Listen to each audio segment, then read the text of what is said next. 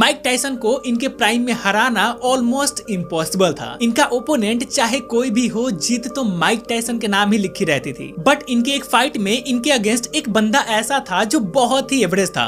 लोग मानकर बैठे थे कि ये माइक टायसन के सामने क्या ही कर पाएगा, एंड शायद वो भी हार ही जाता। पर उस मैच के पहले उसके साथ कुछ ऐसा हुआ कि अब उसके पास माइक टायसन को हराने के अलावा और कोई ऑप्शन था ही नहीं। मैं बात कर रहा हूँ जेम्स बस्टर डगलस की। 11 फरवरी 1990 टोक्यो में एक बॉक्सिंग मैच चल रहा था। माइक टायसन थे और माइक टायसन के सामने बस्टर डगलस थे। एंड जैसे कि हमें पता है कि माइक टायसन को उनके प्राइम में हराना इम्पॉसिबल था, इसलिए जैसे ही मैच शुरू हुआ माइक टायसन डगलस को दे पंच। इवन 8th राउंड में तो माइक टायसन ने डगलस को ऑलमोस्ट नॉकआउट ही कर दिया था। पर जैसे तैसे डगलस उठकर खड़े हुए, खुद को संभाले।